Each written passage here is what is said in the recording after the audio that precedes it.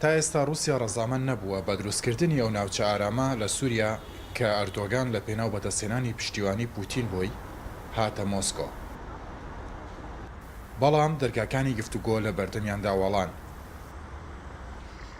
پوتین ڕایگەیاند زیاتر تاوتوێی دەکەن. پرسیار ئەوە گەلۆژ هەندر و دەرڤایەکی سەرپەرشتیە ناوچەی ئارام دکە. ئەگەر تورکیا و رووسیا بکارن لە هەف بکەن لە سەروەیەکی کوژ دەرڤە رووسیا سەرپەرشتی بکە و هەندر دەژی تورکیا کۆنتڕۆڵەوەی ناوچەیە بکە ئەو دبە ئالیکار ji بۆ دروستبوونەوەی ناوچەیە.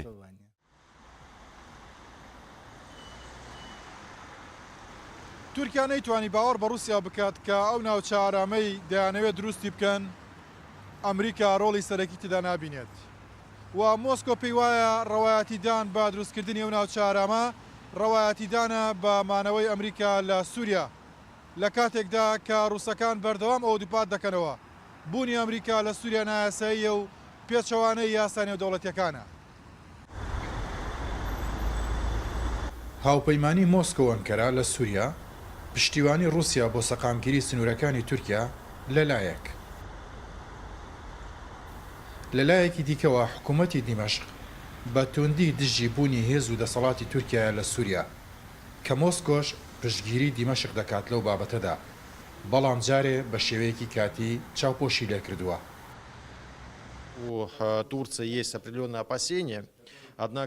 ترسا ترکیە هەیە ترساوێژ بەر وەیەکەیە کو ئەوێ بکەوە ناو ئاخا وڵاتێکی خودی سیادە وڵاتێکی گۆ سەرخۆبوونەخوا هەیە ji ber vê yekê Tirkiye dixwaze çareseriyekê ji vê mijarê re bibîne ji ber ku ew birova jî rêgirtina serweriya axa Sûriyê ye.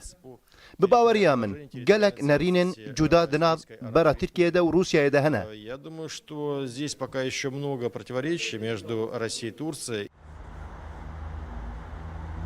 چاودێران پێیان وایە رووسیا بە چەند مەرجێک بە دروستکردنی ئەو ناوچە ئارامە ڕازی دەبێت کە دیارترینیان ئەوەیە دەبێت لە ژێر کۆنتڕۆڵی سوپای سووریادا بێت. خالید حوسێن ڕوودا و مۆسکۆ.